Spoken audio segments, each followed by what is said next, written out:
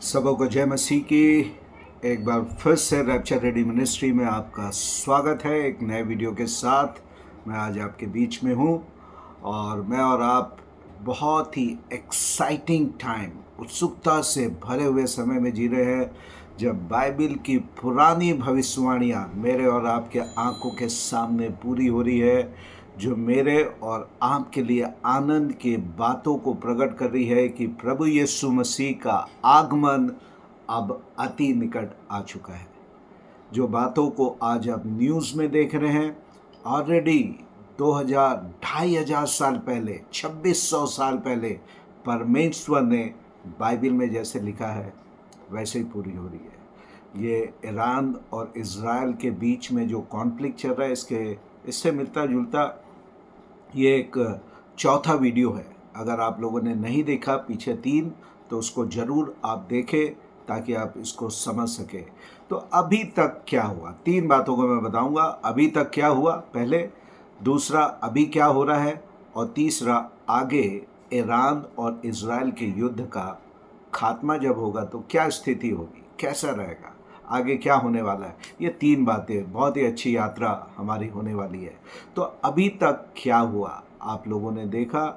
7 अक्टूबर 2023 के जब इज़राइल के ऊपर हमास का आक्रमण हुआ, यहाँ से इसकी शुरुआत हुई। और अब तब हम देखते हैं बाइबल की भविष्यवाणियों के मुताबिक फ़लस्तीनियों के ऊपर, हमास के ऊपर हम लोगों ने देखा किस तरीके से इज़राइल ने आक्रमण किया, और आज करीब करीब खात्मे के कगार पर हमास और गाज़ा पट्टी में बिल्कुल लोगों का सफाया हो चुका है। ये पहली बात हुई। फिर मैंने आपको अपने दूसरे वीडियो में बताया था कि अब ये प्रोफेसी कहाँ से शुरू होगी और कहाँ ख़त्म होगी।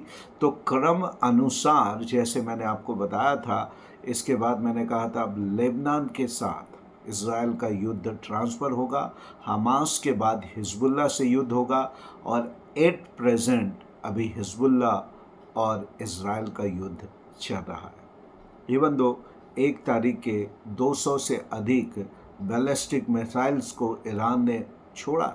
इसके पहले भी एक बार उन्होंने महीने भर पहले एक और बार ऐसे जखीरे को मिसाइल्स के छोड़ा था। पर अभी डायरेक्ट वार इज़राइल ईरान का अभी नहीं शुरू हुआ है। एट प्रेजेंट अभी हिजबुल्लाह इज़राइल या लेबनान इज़राइल के बीच में युद्ध चल रहा है। तो यहाँ पे क्या हो रहा है, मैं थोड़ा सा आपको बताऊं जो बाइबल की भविष्यवाणी में हो रहा है। पिछले वीडियो में मैंने आपको बताया, अगर नहीं सुना तो सुनिए। लेबनान की बाइबल में कहाँ है ये ऑलरेडी हम लोग कर चुके हैं। पर अभी जो हो रहा है उसके बारे में मैं आपको बतलाना चाहता हूँ। मैंने आपसे कहा था भविष्यवाणी में एक भयंकर युद्ध होगा, ये हमास से बड़ा युद्ध होगा। और आप देख रहे हैं कि हिजबुल्लाह भी वहाँ से हज़ारों रॉकेट्स को इज़राइल की तरफ फेंक रहा है। और बहुत से मीडिया में इसको बताया नहीं गया, पर आप देखिए जंगल में आग लगी, बिल्डिंगों में गिरा, बहुत से नुकसान को इज़राइल के आज न्यूज़ चैनल में नहीं दिखा रहे हैं। पर डैमेज दोनों तरफ से हुआ, पर ज़्यादा डैमेज लेबनान में हुआ। बीते दिनों में हिजबुल्लाह का जो सबसे टॉप लीडर था इज़राइल का, कहें 82 से जो सबसे बड़ा दुश्मन था, वो नसरुल्लाह का इज़राइली अटैक में उसकी डेथ हुई। उसका सेकंड लीडर आया, वो भी 2-3 दिन के बाद वो भी ढेर हो गया प्रभु के अनुग्रह से। और इज़राइल इस युद्ध में आगे की ओर बढ़ता चले जा रहा है। प्रतिदिन बमबारी हो रही है, आप लोग सुन रहे हैं। तो बाइबल में इसके बारे में क्या लिखा हुआ है, ये भविष्यवाणी जो अभी चल रही है, बाइबल इसके लिए क्या कहता है। तो इसके लिए आप मेरे साथ निकाल लेंगे पहली बात, जकरिया नबी की पुस्तक, उसका 12 अध्याय, उसकी 6वीं आयत। जकरिया नबी की पुस्तक 12 और 14 में इज़राइल के बारे में बड़ी बातें यहाँ पे लिखी हुई है। पर अभी जो हो रहा है उसके लिए मैं आपको जकरिया नबी की पुस्तक, उसका 12वां अध्याय, उसकी 6वीं आयत को आपके लिए पढ़ूंगा। उस समय मैं यहूदा के अधिपतियों को ऐसा कर दूंगा जैसे लकड़ी के ढेर में आग और अंगीठी या पुले में जलती हुई मसाले होती है, अर्थात वे दाहिने बाएं चारों ओर के सब लोगों को भस्म कर डालेंगे। यरूशलेम जहाँ है अब बसी है, वहीं बसी रहेगी, यरूशलेम में ही। यहाँ पे सबसे पहली बात यहाँ पे लिखता है, उस समय मैं यहूदा के अधिपतियों को एक सामर्थी आग की तरह बनाकर उन्हें दाहिने बाएं, यहाँ पे लिखता है उसके दाहिने बाएं उसको दंड देने के लिए लोगों को मैं इस्तेमाल करूँगा। हालेलुया। अधिपति का मतलब है आज के डेट पे मिलिट्री कमांडर या लीडर्स जो सेनापति हैं। आज देखिए इज़राइल की सेना की चारों तरफ आज वाहवाही हो रही है परमेश्वर के अनुग्रह से, और वे अपने दुश्मनों का खात्मा करते जा रहे हैं। Hallelujah, hallelujah. और ये बातें हो रही है, और यहाँ पे लिखता है जहाँ यरूशलेम बसा है वहीं बसा रहेगा। आप सोचिए जिसके ऊपर 200 बैलिस्टिक मिसाइल्स है, और ऑल टुगेदर अभी अक्टूबर से लेकर अभी तक देख लें तो 1000, 2000, 3000 रॉकेट्स, मिसाइल्स, ड्रोन के अटैक हो गए एक बित्ती बड़े देश पे। आप सोचो अभी भी वो कैसे सर्वाइव कर रहा है ना। और यहाँ पर परमेश्वर ने कई चीज़ों को बताया है। 8वीं आयत में लिखता है, उस समय यहोवा, जकरिया 12:8 में, उस समय यहोवा यरूशलेम के निवासियों को मानो ढाल से बचा लेगा। और आज हम देख रहे हैं किस तरीके से इज़राइल का डिफेंस सिस्टम डेविड स्लिंग्स के द्वारा, आयरन डोम के द्वारा और दूसरे सुरक्षा कवच के द्वारा आज पूरी रीति से रॉकेट्स को हवा में ही गिरा दे रहा है। अभी मैं ये देख रहा था आमिर सप्राती का टेलीग्राम चैनल, अगर आपने नहीं किया तो उसको ये कीजिए। उसने एक पिक्चर डाला कि मिसाइल्स जब इज़राइल छोड़ता है तो उसका क्या प्रभाव पड़ता है। और एक ईरान का मिसाइल आके एक इजरायली के छत के ऊपर गिरा, और छत के वो चीरता हुआ छत को वहाँ पे धंस गया, पर वो फटा नहीं, विस्फोट नहीं हुआ, और वो परिवार बिल्कुल सुरक्षित हो गया। इसका मतलब यहोवा इसकी ढाल है। डेविड स्लिंग से भी बच के नीचे आ गया, पर उसका प्रभाव उस बिल्डिंग के ऊपर नहीं पड़ा। ये यहोवा उसकी ढाल है। इसके बाद मैं कुछ और आयतों को जो आज यहाँ पर चल रहा है इसके बारे में मैं आपको बताऊंगा, और तब आप मेरे साथ चलिएगा यहेजकेल नबी की पुस्तक उसका 28 अध्याय। यहेजकेल नबी की पुस्तक उसका 28 अध्याय यदि आप चलेंगे तो यहाँ पे आज इस प्रेजेंट पे जहाँ पे इज़राइल का युद्ध चल रहा है उसके बारे में भविष्यवाणी है। आज राइट नाउ जहाँ पे भविष्यवाणी आज पूरी हो रही है। और ये मैंने आपको पिछले वीडियो में भी बताया था कि सोर के राजा के बारे में, जो यशायाह 14 और यहेजकेल 28 में लिखा हुआ है, हे भोर के चमकने वाले सोर के राजा। तो दो सिटी जहाँ पर हम देख रहे हैं कि जहाँ पे अभी युद्ध बड़ा चल रहा है। बेरूत पे तो अटैक हो रहा है, पर ग्राउंड अटैक शुरू हो गया है, आप लोगों ने देखे होंगे। तो यहाँ पे सीदोन के बारे में परमेश्वर ने यहेजकेल से 2600 साल पहले बता दिया।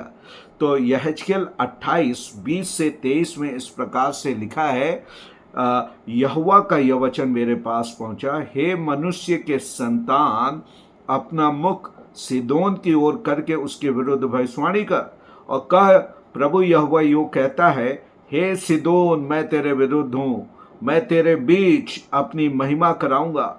जब मैं उसके बीच दंड दूंगा और उसमें अपने को पवित्र ठहराऊंगा, तब लोग जान लेंगे कि मैं यहोवा हूँ। और 23 में लिखता है, मैं उसमें मेरी मरी फैलाऊंगा और उसके सड़कों पे लहू बहाऊंगा और उसके चारों ओर तलवार चलेगी, तब उसके बीच घायल लोग गिरेंगे, वे जान लेंगे कि मैं यहोवा हूँ। आज ग्राउंड ऑपरेशन, इज़राइल की सेना आज एयर सिस्टम के हिसाब से, हवाई हमलों के हिसाब से, उनके प्रोटेक्शन से, मार्गदर्शन से नॉर्थ में चले गई है। ये सीदोन है कहाँ पे? सोर और सीदोन लेबनान का दक्षिणी भाग है। और ये अगर इज़राइल की तरफ से देखो तो ये इसका नॉर्थन पार्ट है। इसका उत्तरी भाग है और लेबनान का दक्षिणी भाग है। पिछले वीडियो में मैं बताया था हिजबुल्लाह पूरे लेबनान में नहीं है, पर इसके दक्षिणी भाग में पाया जाता है। तो यदि आप इसकी मैंने दूरी लिखा है, ये सीदोन जो है ये करीब करीब सोर नाम की सिटी जो है, टायर, पिछली बार मैंने आपको बताया था अंग्रेजी में टायर बोलते हैं, वहाँ से 20 माइल की दूरी पे सीदोन है। और अगर इज़राइल के तरफ से चलो तो इज़राइल के नॉर्थ से केवल 12 माइल यानी करीब करीब 17 किलोमीटर, 18 किलोमीटर, इज़राइल के नॉर्थ से 18 किलोमीटर की दूरी सीदोन में है। और अभी इजरायली सेना, जब मैं ये वीडियो बना रहा हूँ तो इजरायली आर्मी यहाँ पर है, कदम रख चुके हैं, ये कब्जे में आने वाला है। और अगर आप देखो लेट अर्ली 80s में, तो ये वाला पार्ट जब गृह युद्ध शुरू हुआ था, ये भाग इजराइल के पास था। अगर उसके पीछे भी चले जाओ तो अब्राहम को जब परमेश्वर ने ज़मीन देने का वादा किया तो ये ज़मीनें कनान देश में आती है। लेबनान कनान देश का भाग होता था और तब ये ज़मीनें इज़राइल की है, पर युद्ध के द्वारा, बंटवारे के द्वारा, यूएन के द्वारा पूरी ज़मीनें इनको नहीं मिली। पर परमेश्वर ने कहा है अंत के दिनों में मैं ये करूँगा। तो आपको इसके रिज़ल्ट बताने से पहले आगे क्या होगा उसके बारे में मैं आपको जानकारी देता हूँ। तो ये अभी चल रहा है और एक तरीके से बोलना चाहिए अब हिजबुल्लाह और इज़राइल का युद्ध एक तरीके से ख़त्म हो चुका है। जैसे हमास के साथ युद्ध ख़त्म हो गया है, पर सफाई जारी है, अभी प्रेजेंट में भी सफाई जारी। उसी प्रकार से अभी हिजबुल्लाह के टॉप लीडर्स ख़त्म हो गए हैं, उसकी रीढ़ की हड्डी टूट गई है। पिछले दिनों में आपने देखा कैसे पेजर अटैक्स के द्वारा हजारों की संख्या में इनके सैनिक, इनके बड़े लीडर्स मारे गए। उसके बाद आपने देखा धड़ाधड़ मिसाइल के अटैक, हवाई हमले जो हुए हैं बेरूत, और इनके अड्डे, इनके हथियारों के जखीरे जहाँ रखे हुए थे पूरी तरीके से तहस नहस कर लिए हैं। इवन ग्राउंड ऑपरेशन में कई कमरों से युद्ध के बड़े आधुनिक हथियार को इजरायली सेना अपने कब्जे पे ले रही है। ये एट प्रेजेंट हो रहा है। अब ये सफाई यहाँ पे चलते रहेगी, पर अब इसका एक्साइटिंग पार्ट है जो मेरे और आपके लिए। मैंने आपको शुरू से बताया था दमिश्क के बारे में कि यशायाह नबी की पुस्तक उसके 17 अध्याय और यिर्मयाह नबी की पुस्तक 49, ये जरमाया 49, यिर्मयाह 49 अध्याय और यशायाह 17 और आइज़ाया 17, मैंने आपको इसके बारे में बताया था। अब धीरे से आप देखोगे ऑलरेडी ये बिगिन हो चुका है। और अब तीसरा नंबर है दमिश्क का।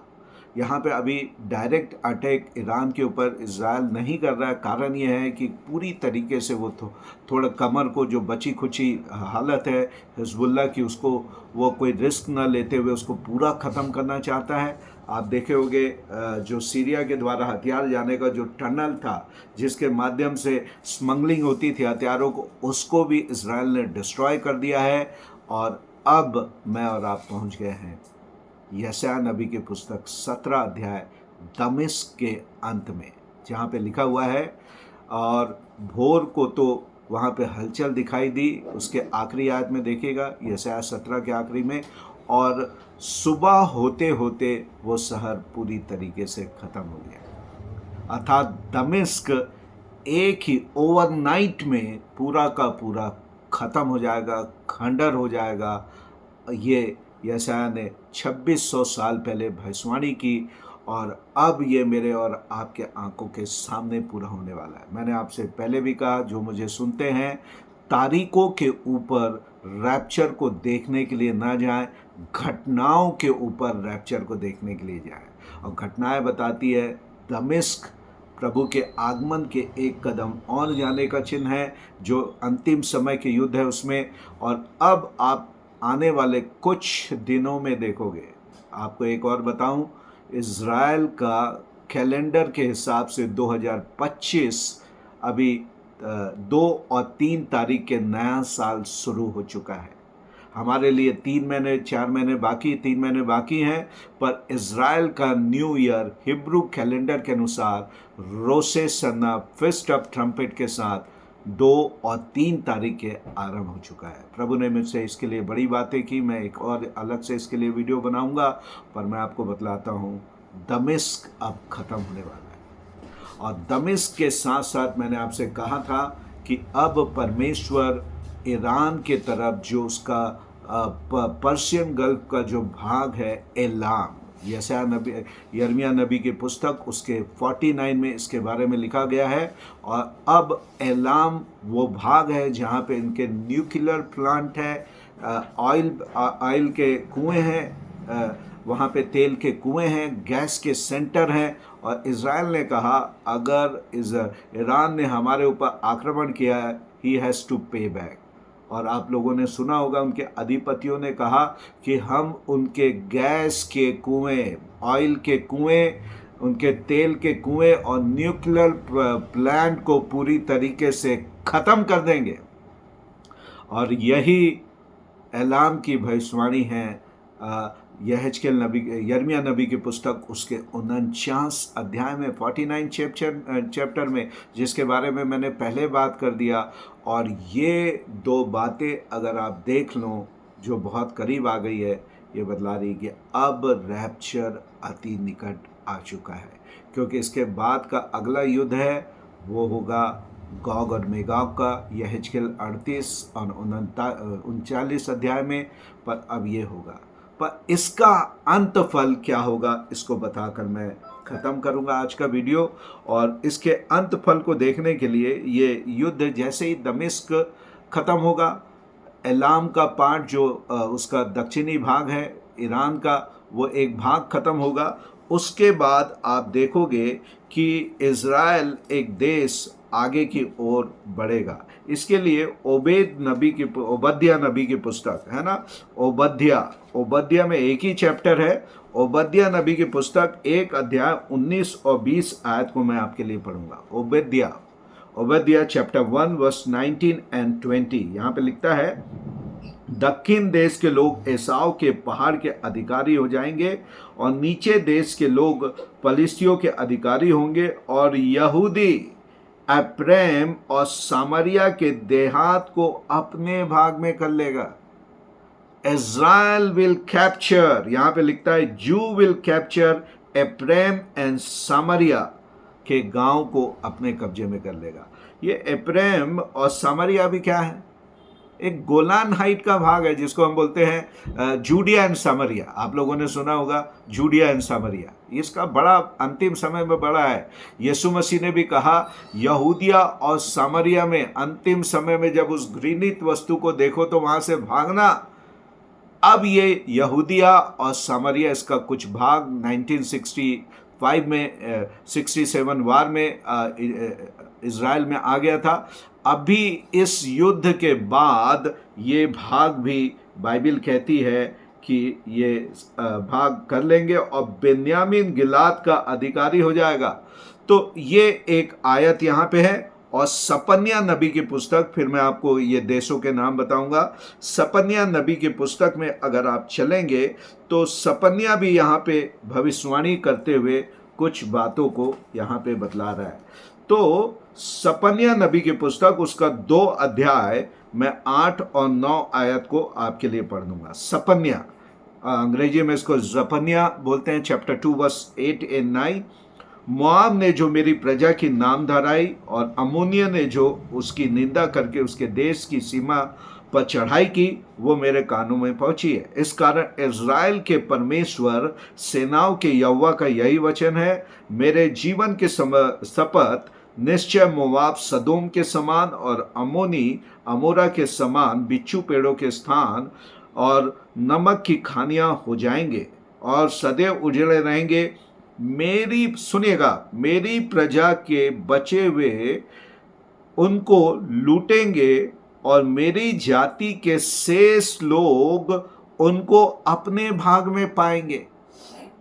और ये सब बता दो कि ये बात कर रहा है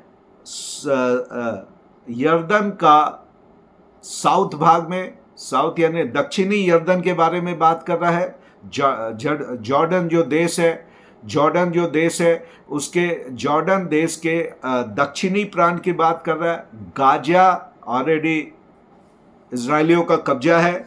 उसके बाद वेस्ट बैंक, इसमें 50-50 है, कुछ जॉर्डन के पास है, कुछ हमारे पास है। और उसके बाद गोलान हाइट 1967 सिक्स डे वार में ये हमारे पास आ गया। साउथ लेबनान, ये भाग जो यहाँ पे वर्णन किया गया है, ये सारे देश, अब देखिएगा सीमाएं बढ़ेगी इजराइल की इस युद्ध के बाद। मैंने पहले वीडियो में भी कहा था, हर युद्ध के बाद इजराइल आगे बढ़ा है, चाहे वो 1948 वार हो, 1967 सिक्स डे वार हो, और उसके बाद 1970 में भी जब हुआ, और अभी भी जो ये युद्ध हो रहा है, इजराइल इसमें आगे बढ़ेगा। मेरे प्रियो, ये सारी बातें मिलकर एक ही बात कर रही है, प्रभु यीशु मसीह का आना अब निकट आ गया है। यदि आपने पछताप नहीं किया, मन नहीं फिराया, जीवन प्रभु को नहीं दिया, इंतजार मत करें। अब ये दिन कभी भी अचानक से आ जाएगा। प्रभु यीशु मसीह के आगमन की तमाम भविष्यवाणियाँ गुच्छों के गुच्छों में बड़ी तेजी के साथ पूरी हो रही है। विश्वास करें, जीवन प्रभु को दे, उसके आगमन की बाट जोएं। अब प्लानिंग करने का समय 10 साल, 20 साल, 25 साल, ये प्लानिंग करने का समय ख़त्म हो गया है। अब हमको प्रभु के आगमन की बाट जोना है। इस वीडियो के द्वारा प्रभु आपको आशीष दे। सब्सक्राइब नहीं किया चैनल को तो ज़रूर सब्सक्राइब करें। अपने चर्च के लोगों को, मित्रों को, रिश्तेदारों को शेयर करें कि वे भी प्रभु के आगमन के लिए तैयार हों। और भी ऐसे वीडियो को देखने के लिए आप इसमें जुड़े रहें। हमारे लिए प्रार्थना करें, और यदि आपके हृदय को प्रभु खोले तो इस चैनल को सपोर्ट करें फाइनेंशियली भी, कि हम इसमें और अच्छे इनपुट डाल सकें। God bless you all.